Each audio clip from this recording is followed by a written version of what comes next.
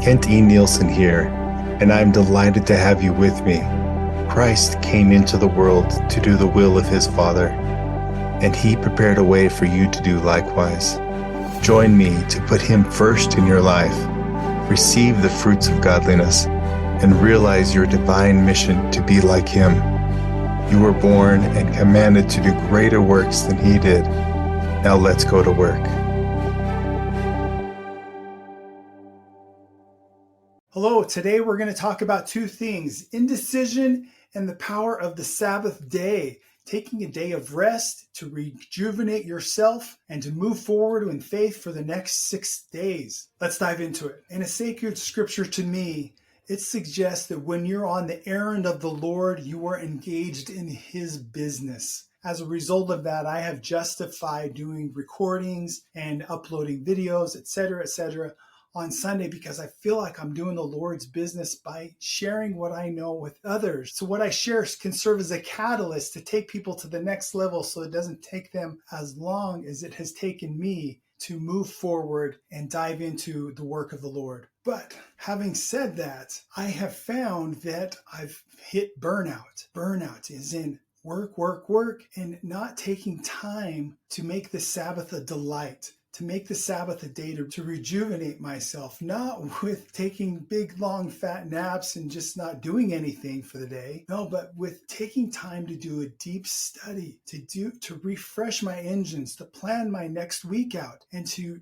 bask in the light of the Lord. And yesterday I said, no recordings and no uploadings to videos, no direct messaging, simply rejuvenate for this next week. And it is amazing, the results. I feel alive, and I've broken my 10-day of no recording record because I've allowed myself to turn back to the source and to engage in the Lord's work again, but giving him his due time. That is on the Sabbath, keeping the Sabbath day holy, so that I can rejuvenate for the next week and have the 6 days of labor so that I can have rest on the 7th. So the second thing I wanted to talk about is indecision. In past years, I have made often the decision to not make a decision. I have vacillated between this or that, this or that, this or that. And this is a decision. I was reading yesterday, as I did some deep study, the following quote: "Since indecision constitutes a decision, we are obligated to make a choice and follow it." Wow, that's so impactful. I want to read it again. "Since indecision constitutes a decision, we are obligated to make a choice and follow it." So I have allowed for many years, part of that,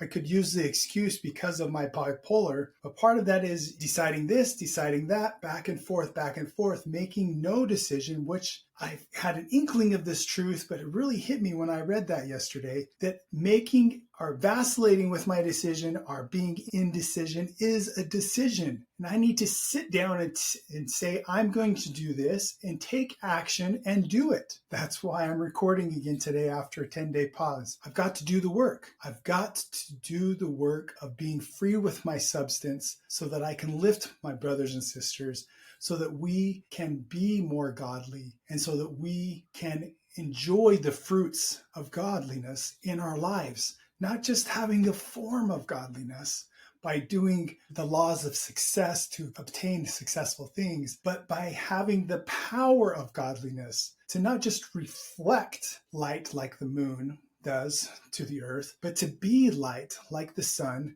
that radiates light from the God within us. And we do that by making a decision, moving forward with that decision unless otherwise directed, and being obligated to follow it. So learn from my mistakes, make a decision. If it's not right, the Lord will direct you otherwise. But in the meantime, make a decision.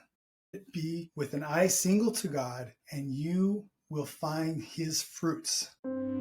Thank you for joining me for a brief mental workout.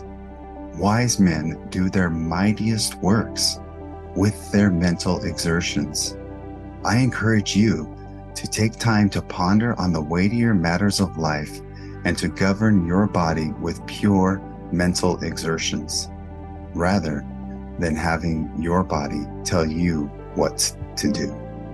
You are welcome to connect with me further at my link in bio, where you can access my book, my social handles, my latest creative updates, and even request coaching services via email. I have been given much and am here to serve. Thank you, and God bless you to be fruitful in doing your mightiest works. Good day.